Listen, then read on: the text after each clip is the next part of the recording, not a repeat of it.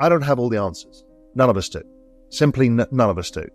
So we're going to have to go through this together, and we have to be smart and try and figure it out as we go. But I do know that this idea of 6 years to make as much money as possible is really important. And I do think that the real answer to this, as far as I can see, is cryptocurrency, because it is the best performing asset in the world and of all time. And so I think that's the one thing we can lean in. It has a huge future in the exponential age. Technology investing is the other one. You know, there are incredible companies doing incredible things, and we're doing stupid things like, yeah, but it's already a 2 trillion company. Well, think of the world I was being talking about. Is there no reason somebody's not going to be 20 trillion? 50 trillion? Of course.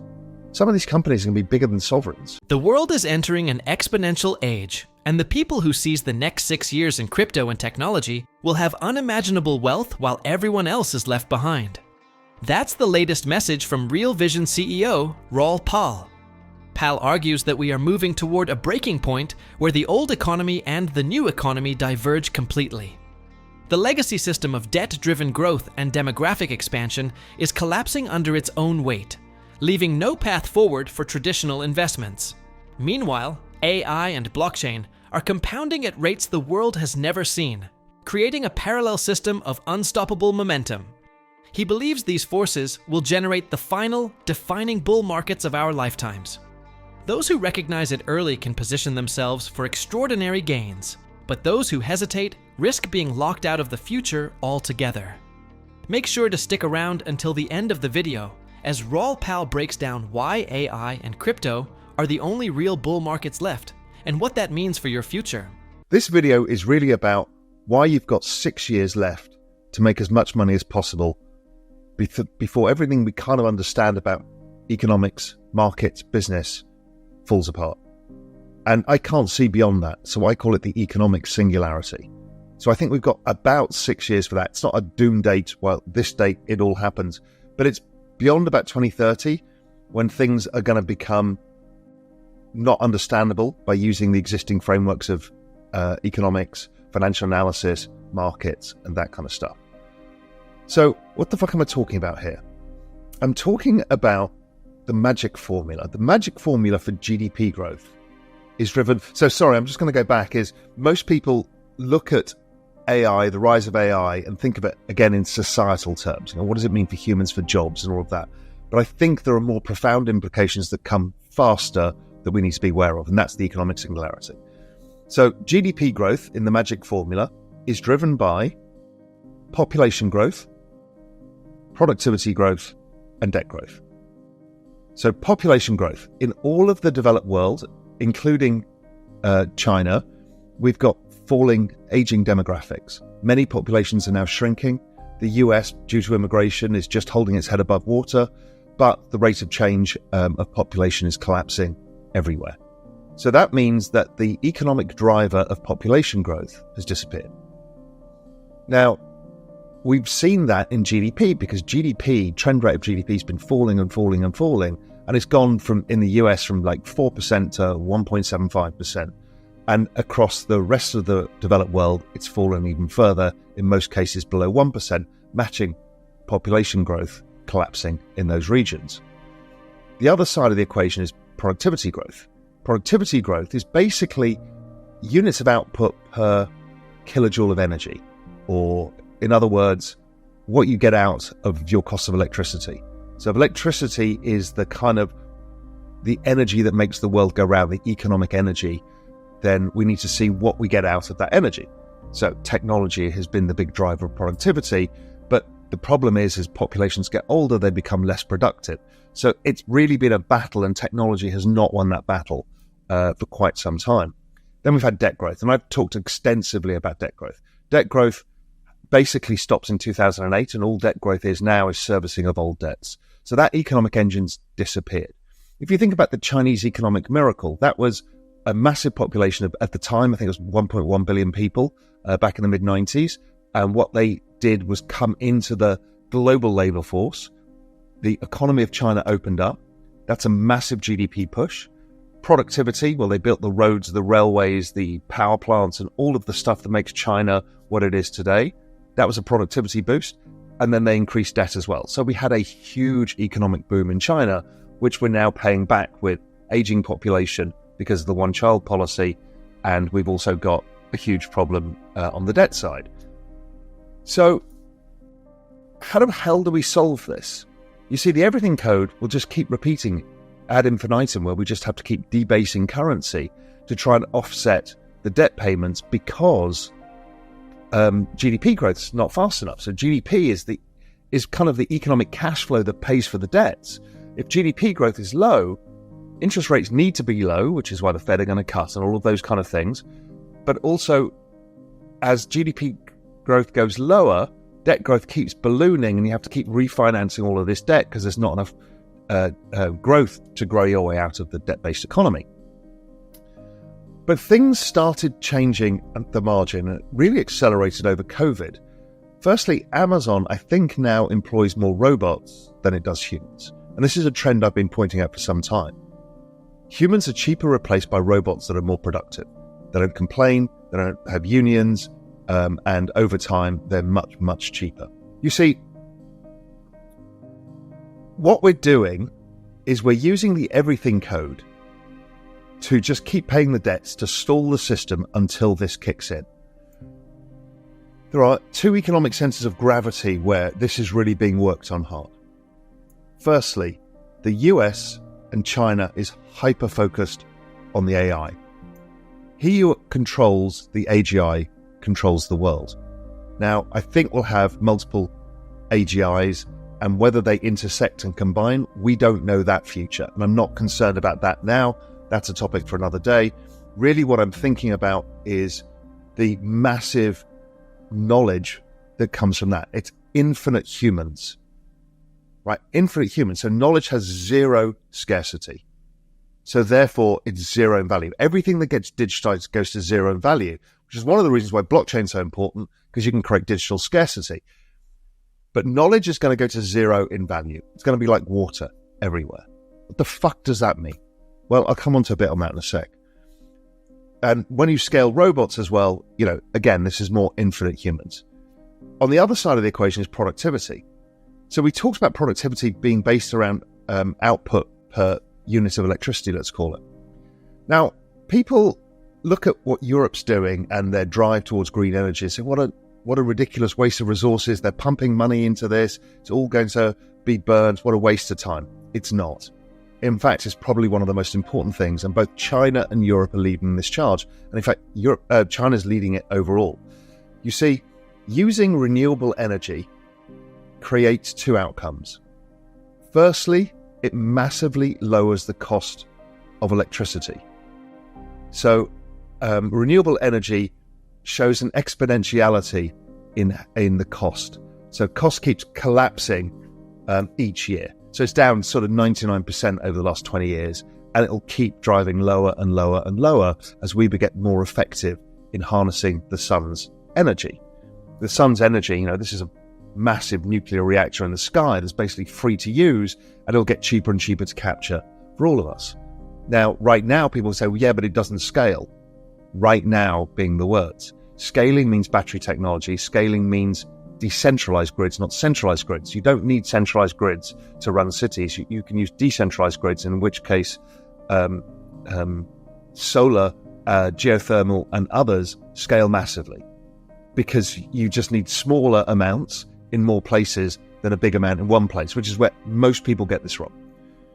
And the reason why we're doing that is because it's much more efficient to try and eventually get it from this massive nuclear reactor in the sky than it is from burning old trees and fossils from the past. It's actually a less efficient way of doing it, even though it's very energy dense. Energy density is less important if you've got abundant energy in terms of renewables.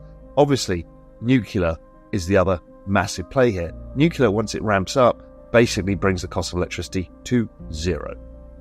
So I think the marginal cost of electricity goes to zero, and I think Europeans and Chinese are driving it there, and they're driving it on purpose, because there's no way out of this economic trap until we drive down the cost of electricity to negligible costs, and therefore it becomes a multiplier as the technology scales on the other side, i.e. we become more efficient at using that electricity cost. That's a huge multiplier. So we've got two massive multipliers coming. One is infinite humans. Two is the productivity miracle of cheap energy. Those two things completely change what economies look like.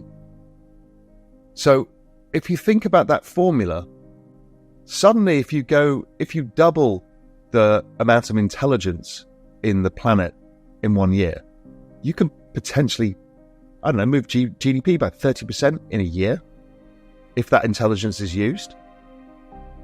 And when you drive down the cost of electricity and productivity rises, suddenly you start to get bizarre outcomes. Pal warns that we are racing toward an economic singularity, a point where traditional models for markets and finance will no longer function. He believes there are just 6 years left to build wealth before the system breaks apart. Population growth has collapsed, productivity is stagnating, and debt has stopped fueling real expansion, instead only recycling within the system. At the same time, AI is advancing faster than governments can control, and blockchain adoption is accelerating along the same path. Pal argues these forces are converging to create the last two true bull markets, and investors must move now to secure their financial survival. Well, AI is going agentic, and we're going to start to see these kind of tools coming into our existence. So what happens is it becomes incredibly powerful to do complicated tasks like building businesses. And it becomes very simple for AI to do them instantly. So once AI does them instantly, obviously we'll probably need crypto payments to pay, an agent needs to pay for its electricity, or the AI model needs to pay the agent for the electricity and compute. And I think we'll use cryptocurrency to do that, because last thing I've checked, AI can't get a bank account. So it doesn't go into the economic system. It's never going to transfer money over SWIFT. Never going to happen.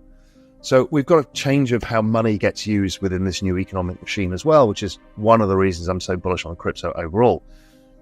But when you start thinking on a more profound level, right now, if you see an amazing product, let's say you're in the crypto world, you see this amazing decentralized exchange, and you think, oh, that's super cool. They're doing things really interestingly. I want to build on this idea. And it'll take you have to spin up a team, raise some capital, and let's say it takes you 9 months because you're moving really fast. Then you launch your product. Then you need to market it, etc. Well, in the world of almost where we are today, and certainly where we'll be within a year or two, where you just go to the AI and say, hey, listen, look at this amazing new decentralized exchange. I want to copy it and improve it, and I want to do it in Hindi as well because I want to find different markets and I want to integrate it with XYZ system, and it'll just design the whole thing from a prompt. Okay, so that makes the speed of business innovation go faster and faster and faster. Over time, you will start to see people using AI to build products. And I think that's what OpenAI is doing already. And I think others will be doing it as well. So at the end of this decade, this journey from here to now is knowable. We know that the everything code is at play. That allows assets to go up due to debasement. We know that tomorrow will be more digital than today. The exponential age told us that, and is provably so. Therefore, invest in the only two secular bull markets that exist right now, which is technology itself and blockchain technology. Blockchain has been the fastest adoption of any asset class in history. It was the fastest growth of any technology in all human history, but AI is now outpacing it. So we have to invest in these things. I kind of think of it as investing in our demise as we transition to a new economic system. There's almost nothing that can get in the way of this transition because AI is moving so fast that regulators have zero chance of catching up with it. And because it's globalized, it can just shift and morph. And so therefore you need the supranationals to do something about it. And that's going to take time. So there's almost nothing to do to slow it down. It's going to change the system. It's going to change how it works. And we can invest in it. So I think we've got 6 years to invest as much as we can, whether it's your brain power or your capital, and both if you can, to make as much difference to unfuck your future as possible now. Then, when 2030, 2032, whatever comes along, you'll be better prepared because financially, you'll have maybe got yourself in a position where you've got the house that you want and some security. Now, as we go through the 2030s, in a world of abundance, we don't even know what money is anymore. So this becomes more complicated. So don't think of it as, oh, I've got my pile of money and everything's fine. It's more about my pile of lifestyle. Do I have the lifestyle I want? Am I protected from vast societal change? And so I think we've got 6 years to do that. 6 years before we don't know how to build a business. 6 years before we can't invest in financial markets. And again, 6 years is not an absolute date, but it's kind of just to give you a rough idea of how urgent this is. This is the most urgent thing. This is supplanted or changed my focus from, hey, everybody needs to be empowered in their financial journey, to you've got 6 years to fucking sort your shit out. And so, part of a lot of what I write about in Global Macro Investor is this. And Real Vision is trying to take people down this journey. This 6-year journey is the most important time of anybody's lives. I can't stress that enough. Everything will change, including society around us, and it's not going to be easy to absorb it. But at least if you're open-minded, you're adapting to it, you're investing in it, you're at least investing in this change, as opposed to fearing the change as it comes. AI is entering an agentic phase where it can design and launch businesses instantly. Work that once needed teams, money, and months of effort will soon be done from a single prompt. Pal explains that these new AI systems will rely on crypto to operate because they can't open bank accounts or send money through old rails. That makes blockchain the default payment layer for the new digital economy. AI builds and crypto pays. Together, he says, they're rewriting the rules of money and business forever. The window to prepare is short. Pal warns that those who align themselves with this transformation stand to capture wealth and opportunity on a historic scale, while those who don't will be left stranded in a broken system. The future won't wait, and neither should you. What do you think? Do you agree with Raoul Pal that AI and crypto are the only true bull markets left? Let me know in the comments. If you want to stay most up to date on the crypto and Bitcoin world, subscribe to my daily 5-minute crypto newsletter. It's a concise resource for the latest expert predictions, breaking news, and top on-chain analysis, trusted by over 90,000 subscribers for insightful crypto investment information. Don't miss out on the opportunity to stay informed in the crypto market. The link is in the description below. I hope you all enjoyed today's video and that it gave you some value. I'll see you all at the next one, and as always, all the best.